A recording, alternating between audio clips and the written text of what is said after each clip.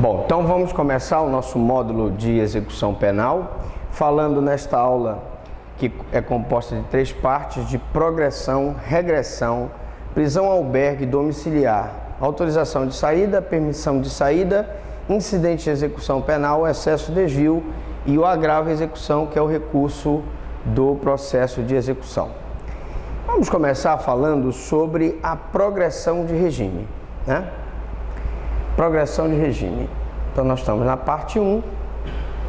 A concessão ou denegação da transferência do preso para o regime menos rigoroso é medida jurisdicional, já que importa em modificação da forma de execução da pena. Antes de entrar na explicação do slide, a gente tem que explicar para vocês o seguinte: os regimes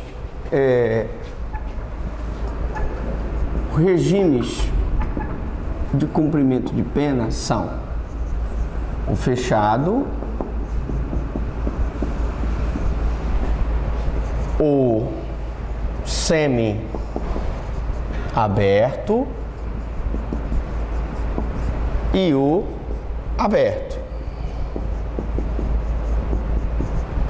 No regime fechado, ele compreende penas que vão... A pena tem que ser maior ou igual a 8 anos. No regime semiaberto, eu tenho uma pena maior ou igual a 4 e menor do que 8. E no regime aberto, eu tenho uma pena menor ou igual a 4. Então, basicamente, o que é a progressão de regime? Progressão é quando ele passa de um regime mais rigoroso, como fechado, para o menos rigoroso, semiaberto, ou passa do semiaberto para o aberto. E regressão é quando ele passa de um regime menos rigoroso, como aberto, para o semiaberto ou para o fechado. Então, nós vimos no módulo inicial que a execução penal, ela tem decisões que são administrativas e decisões que são judiciais. Demos o exemplo de uma decisão administrativa: se o preso tiver uma dor de dente, tiver um problema gástrico e ele precisar de um atendimento médico, é uma decisão administrativa, porque é o diretor do estabelecimento que vai autorizar o preso a sair. Agora, quando eu falo em concessão ou denegação de transferência para o regime menos rigoroso, que é a progressão de regime, essa medida é uma medida judicial. Eu só posso transferir o preso de um regime mais rigoroso para o menos rigoroso se houver uma decisão judicial. E aí você deve estar se perguntando: mas professor Franklin, como é que eu vou pedir para o meu cliente? Um cliente chega para você, diz: olha, eu estou no regime fechado, eu já preencho os requisitos, quero passar para o regime semiaberto. Como eu faço? Essa que é a questão que a gente vai, então, aprender aqui. Bom, em linhas gerais, para haver a progressão de regime, do regime fechado para o semiaberto, por exemplo, eu tenho que preencher requisitos. Então, nesses requisitos, eu tenho o primeiro requisito, vou botar primeiro o subjetivo. O subjetivo, gente, compreende o bom comportamento carcerário. Ele tendo bom comportamento carcerário, ele vai passar de um regime mais rigoroso para o menos rigoroso. Progressão de regime. Estamos falando em progressão de regime. Então, esclarecendo, foi uma pessoa que praticou um crime, respondeu um processo, foi considerado culpado, aquela sentença transitou em julgado e esse cumprimento da pena já está na fase de execução penal. E aí ele está no regime fechado e quer passar para o regime semiaberto. Ele está numa penitenciária de segurança máxima ou média e vai passar para uma colônia agrícola ou industrial. Então, o primeiro requisito é o requisito do bom comportamento carcerário. O segundo requisito, eu vou botar aqui como número 1, para não confundir aqui. O segundo requisito é o requisito objetivo. Bom, requisito objetivo, para ele passar do regime fechado para o semiaberto num crime comum, vou botar aqui, comum, ele tem que cumprir 1/6 da pena. Então imaginemos que ele tenha sido condenado a, vamos botar aqui, 18 anos. Você vai tirar 1/6 de 18. 18 por 6, 6 vezes 3, 18. 3 vezes 1, não é isso? 3. Então, se ele cumprir, tem uma pena de 18 anos, né? Como se eu fizesse aqui em cima, ó. 18 anos. 1/6 é 6, o outro 6 é 6, né? E o outro 6 é 6. Ele cumpriu 6 anos preso e esse risquinho aqui é a cela, ele está aqui atrás das grades, ó. Está em regime fechado. Ele pode passar desse regime fechado para o regime semiaberto, desde que ele cumpra 1/6 da pena e ele preenche os requisitos subjetivos, bom comportamento carcerário. Quem é que dá essa certidão, professor Franklin, do bom comportamento carcerário? É o diretor do estabelecimento prisional.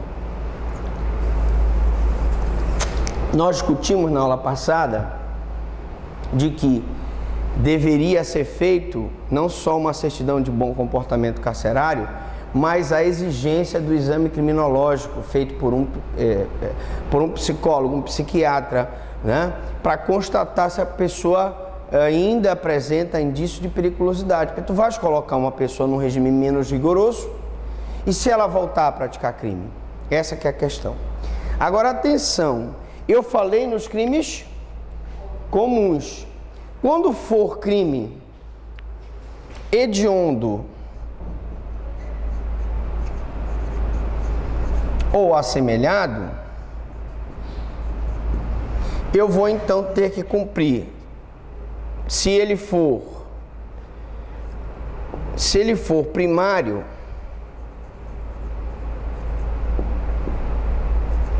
eu vou ter que cumprir 2/5 da pena. Tá? Então imaginemos que eu tivesse aqui uma pena de 10 anos. 10 anos, né? Então, eu teria que cumprir 2/5 dessa pena. Então eu vou pegar o 10 aqui, vou tirar, se eu tivesse aqui, porque não tem espaço, mas enfim, vamos tentar fazer bem aqui embaixo. Se eu tirasse aqui uma pena de 10 anos, né? Cada 2/5 seria o quê? 2 anos, né? Então ele cumpre os primeiros 2 anos preso, cumpre o segundo 2 anos preso, e os outros 6 anos ele pode passar do regime fechado para o semiaberto. Se ele for primário, tá? Porque se ele for reincidente, e aí eu peço licença para apagar, para poder dar um espaço aqui para a gente poder fazer, vou apagar aqui em cima, tá?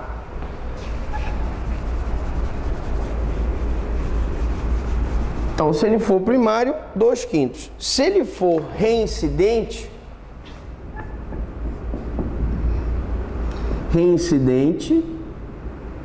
eu vou ter então a necessidade dele cumprir 3/5 da pena. Nessa mesma pena de 10 anos, eu dividiria da seguinte forma. O primeiro quinto, né? Se eu tivesse uma pena, vamos supor, de 12 anos, né? Então, eu teria... Vamos ver como é que a gente faz aqui. Vamos botar 15 anos para fazer o cálculo correto. Então, 15 vezes 3 quintos, né? Eu tenho 15 por 5, vai dar 3. 3 vezes 3, 9. Então, os primeiros 9 anos, ele cumpriria preso, ele está aqui atrás das grades, né? E os outros, ele passaria do regime fechado, progrediria para o regime semi-aberto. Então, entenderam? Progressão de regime. Passagem de um regime mais rigoroso para o menos rigoroso. Crimes comuns, 1/6 da pena. Crimes hediondos e assemelhados se divide. Se ele for primário, 2/5 da pena. Se ele for reincidente, 3/5 da pena. Tá? Isso é a progressão. Bom, desta forma, em virtude do princípio da fundamentação das decisões judiciais, o juiz das execuções penais deve fundamentar a concessão ou não da progressão em face dos requisitos legais. Então, quando o juiz profere uma decisão sobre progressão de regime, o que ele vai observar basicamente? Primeiro, se ele tem bom comportamento carcerário, que é o requisito subjetivo. Segundo, se ele preenche o requisito objetivo, que é cumprimento da pena de 1/6 se for crime comum, cumprimento da pena de 2/5 se for crime hediondo e ele for primário, e cumprimento da pena de 3/5 se for reincidente. Tá certo? Então, baseado no princípio das fundamentações das decisões, ele tem que fazer a fundamentação dele. A progressão não é um direito do condenado, a progressão não é um direito do condenado por ter cumprido parte da pena no regime mais severo, mas depende principalmente do seu mérito. O mérito que eu digo aqui é o bom comportamento carcerário, que ainda que ele tenha cumprido o 6º, mas se ele não tiver um bom comportamento carcerário, não será deferida a progressão. Se ele é um cara que ele não cumpre as obrigações dele no presídio, não trabalha, se ele é um cara que se envolve em movimentos de fuga, eu não posso permitir que ele seja beneficiado pela progressão de regime, tá certo? Principalmente se mas depende principalmente de seu mérito e, além disso, no caso de prisão albergue, da compatibilidade com o regime. O que é a prisão albergue? É justamente o regime aberto. No regime aberto, ele vai cumprir a pena em casa do albergado. Mas para que ele cumpra a pena na casa do albergado, como é um regime aberto, depende principalmente da compatibilidade com o regime. Se ele é um cara agressivo, se é um cara violento que pode colocar em perigo a ordem pública, eu não vou, então, colocá-lo no regime aberto. Então, isso é que eu falo aqui, compatibilidade com o regime, a aptidão psicológica de adequação temperamental, ou seja, ele não pode ter um temperamento explosivo, não pode ser uma pessoa agressiva, não pode ser uma pessoa que apresente periculosidade, e do senso de responsabilidade e autodisciplina. Por que senso de responsabilidade e autodisciplina? Porque o cumprimento da pena na casa do albergado, a pessoa vai de manhã exercer as suas atividades normais, ele vai trabalhar, então ele trabalha 8 horas por dia, por exemplo, e quando é 6 horas da tarde, ele tem que estar lá na casa do albergado. Ele não sai com escolta, ele sai para trabalhar tranquilo, ele vai sozinho. Então, se ele não tiver senso de responsabilidade e autodisciplina, chegou lá, sexta-feira, principalmente, ele emenda para tomar uma e não volta mais para a casa do albergado. E a obrigação dele é dormir na casa do albergado. E ainda pode ser que ele tenha uma limitação de final de semana que obriga que ele fique sábados e domingos na casa do albergado durante 5 horas ouvindo palestras. Então ele vai ter que abdicar do seu domingo, do seu sábado para ficar lá. Bom, progressão de regime. Deve responder a seguinte pergunta, né? Mas uma pergunta que a gente deve fazer. Quando cabe? Quais os seus destinatários? Então vamos lá. A necessidade do trânsito em julgado da sentença? São perguntas que a gente tem que fazer. Então, quando ela cabe? Nós já vimos que ela é cabível, né? Quando o condenado cumpre os requisitos subjetivos, bom comportamento, e objetivos, cumprimento de pena, de acordo com a situação. Quais seus destinatários? Poderia ser ela, por exemplo, utilizada para um preso provisório, ou ela só pode ser utilizada para um preso definitivo? E há necessidade, então, do trânsito em julgado se se tratar de um preso definitivo? Porque se não transitar em julgado sendo preso provisório, então o preso provisório, preso em prisão, por exemplo, preventiva, não teria direito à progressão de regime? São essas as perguntas que a gente tem que responder. Então vamos lá. Há 3 posições a respeito, tá? Porque primeiro, antes da gente ver as peças propriamente ditas, que nós vamos explicar para vocês daqui a pouco como é que se faz uma progressão de regime, para que você possa aprender, possa ganhar um dinheirinho, né? Não é isso? Ganhar pelo menos uns 5 mil aí, fazendo uma progressão de regime, não é isso? Bom, porque uma coisa eu posso dizer para vocês, tem muito preso precisando de progressão de regime.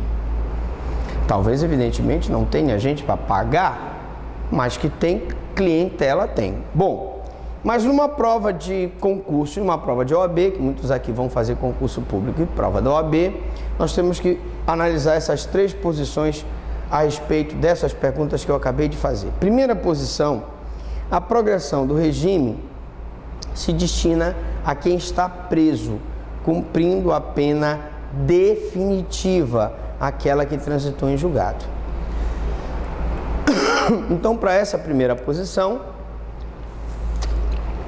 só quem está preso, quem já foi condenado e a sentença não cabe mais recurso, é que pode ser o destinatário da progressão de regime. A segunda posição, o Supremo reconheceu e vem reconhecendo a chamada execução provisória da sentença penal condenatória. Execução provisória da sentença penal condenatória é o seguinte: a pessoa está presa provisoriamente. Então ele ficou 1 ano, 2 anos preso preventivamente. Numa outra aula nós explicamos o instituto da detração. O tempo de pena ou de medida de segurança que ele fica na cadeia serve como diminuição para a pena pela qual ele foi condenado. Então imaginemos que uma pessoa foi condenada a 10 anos, mas ele ficou 2 anos preso provisoriamente por prisão preventiva. Nesse caso, os 2 anos que ele ficou preso se diminui dos 10, ele só vai cumprir 8, porque esses 2 anos vai ser diminuído, que é o que nós chamamos de detração. Nós também temos uma peça aqui sobre detração. Então, o que é que o Supremo diz?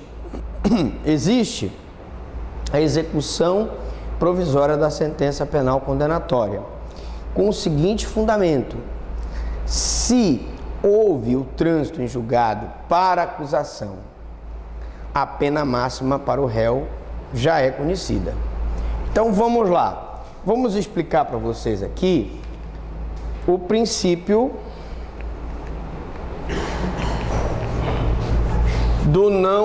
da non reformatio impejus, tá? Para vocês entenderem o que eu estou falando, eu vou explicar aqui o princípio da non reformatio impejus. Então, vamos colocar aqui: non reformatio impejus. Professor Franklin, o que é isso aqui? Significa o seguinte: se esse cidadão aqui, ele foi condenado a uma pena de 10 anos de reclusão, vou colocar aqui 10 anos, deixa eu colocar aqui a canetinha vermelha para ver se sai melhor. Se ele foi condenado a 10 anos, né, de reclusão, eu posso ter, gente, o recurso do MP, pode recorrer, né, para aumentar a pena, né?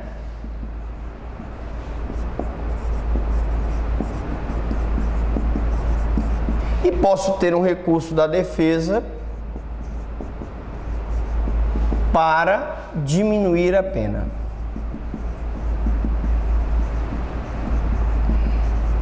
Ora, se a pena foi de 10 anos e só a defesa recorreu, o Ministério Público achou, entendeu que aquela pena era suficiente, não precisava ser maior do que 10 anos. Então, gente, se só a defesa recorre e esse processo vai para o Tribunal de Justiça, a apelação vai para o Tribunal de Justiça, o Tribunal de Justiça, pelo princípio do non reformatio impejus, está proibido de reformar aquela decisão para pior. É o que significa o non reformatio impejus, proibição de reforma para pior, ou seja, ele não pode piorar a situação do réu. Ah, professor, quer dizer que se só a defesa recorrer, o tribunal no máximo pode manter os 10 anos de pena ou reduzir a pena para 9 anos, 8 anos, 7 anos. Mas aumentar a pena ele não pode. Por que ele não pode? Porque houve recurso exclusivo da defesa. Então, se houve, olha o que nós dizemos aqui, se houve o trânsito em julgado para acusação, ou seja, a acusação não recorreu, e a pena máxima para o réu já é conhecida. Ou seja, eu já posso dizer categoricamente aqui, mesmo que a defesa recorra, que a pena máxima aqui desse crime, vocês concordam comigo, é 10 anos. Porque o tribunal não vai poder colocar 10 anos em um mês, nem 10 anos em um dia.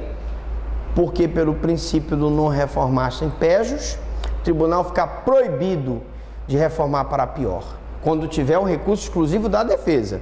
Lógico, se o Ministério Público recorresse, o tribunal poderia aumentar a pena. Beleza? Então tá.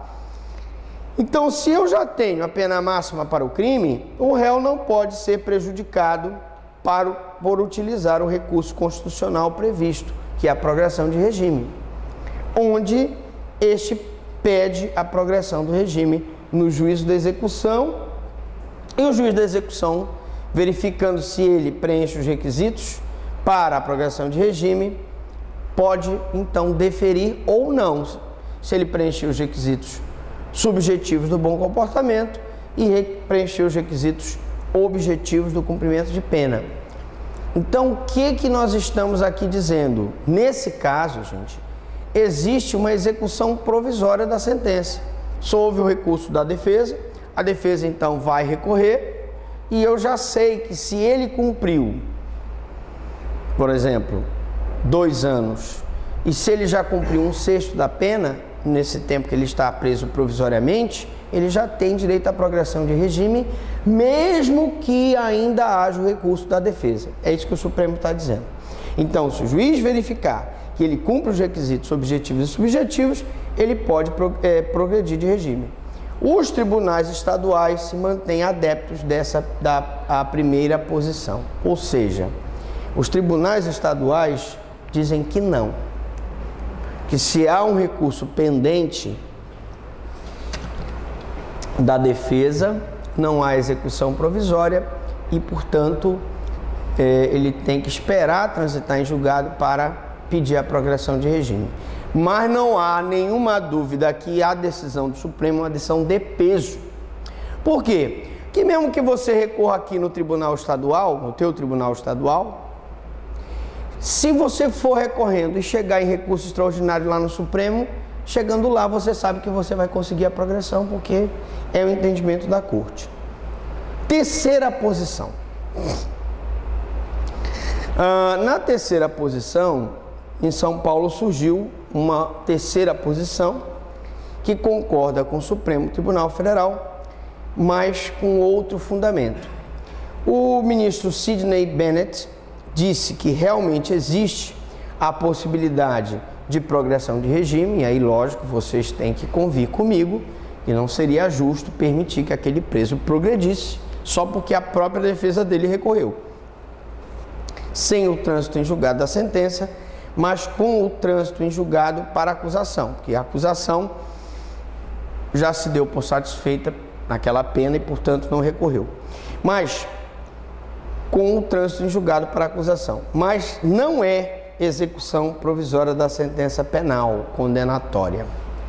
O Sidney Bennett diz que não se trata de execução provisória da sentença penal condenatória, porque não existe no processo penal execução provisória da sentença penal condenatória. Atenção, no processo penal não existe execução provisória da sentença penal condenatória. Para que eu possa executar uma pena no processo penal, eu tenho que esperar transitar em julgado. Até porque, raciocinem comigo, se a defesa recorreu pedindo a diminuição de pena, pode ser que o tribunal resolva absolver o acusado. E aí? Tu começaste a executar uma pena de uma pessoa que posteriormente vai ser absolvida pelo tribunal. Então ele diz que não é questão de execução provisória da sentença penal condenatória, porque isso não existe, mas sim uma medida cautelar concedida pelo juiz da execução para a progressão de regime. Então seria uma espécie de perículo in mora e fumaça do bom direito. Perículo in mora porque até que aquela apelação seja julgada no tribunal, ele vai ficando no regime fechado, que é o mais rigoroso. E ele tem direito a ir para o semiaberto, ou tem direito de ir do semiaberto para o aberto, conforme o caso. E segundo, aí uma fumaça de bom direito, que é o fumus boni ius. Ou seja, o cara já está lá, ele já cumpriu parte da pena preso provisoriamente, então ele já tem direito. Ele já tem direito. Então aí é a posição do Sidney Bennett. Ele tira esse entendimento do Supremo de execução provisória da sentença penal e diz que seria uma medida cautelar concedida pelo juiz. Ou seja, você entraria com um pedido de progressão, com um pedido liminar, em que enquanto não fosse julgado a apelação, teu cliente já progrediria de regime, tá? Então, hoje o entendimento majoritário é de que isso pode sim acontecer, sim. Você pode progredir de regime mesmo havendo recurso pendente da defesa. Bom, requisitos gerais, nós já falamos aqui, mas vamos recapitular. E a gente vai batendo, água mole e pedra dura, tanto bate até que fura. Ou tanto bate até que a pedra molha, né? Se não furar, pelo menos ela molha. Então, se pelo menos vocês lembrarem 10% das informações que nós demos aqui, já é um grande passo. Requisito subjetivo é o merecimento do sentenciado, ele tem que ter mérito. Na prática se traduz no bom comportamento carcerário do sentenciado. E o nosso problema aqui, do bom comportamento, nós estamos discutindo em outras aulas, que é justamente a questão de você colocar na mão de uma só pessoa o poder de dizer quem é que tem bom comportamento para progredir de regime. Nós acabamos de ver, vocês devem ter visto, uma notícia que saiu da penitenciária de Pedrinhas, no Maranhão, em que o diretor do estabelecimento penitenciário recebia propina, e nós estávamos falando isso sábado passado, recebia propina para conceder, atestar que a pessoa tinha bom comportamento. Então veja o perigo, e nós vínhamos dizendo justamente que o melhor, o mais interessante, seria você colocar na mão de uma comissão de classificação, por exemplo, ou através de um exame criminológico, essa decisão. Mas aí tem aqueles doutrinadores que dizem que isso se tornaria muito burocrático e tal, e aí coloca na mão do diretor. Se o diretor for honesto, beleza. Mas se o diretor for desonesto... O outro requisito é o requisito temporal, né? Requisito temporal. Vamos só fazer uma correção aqui.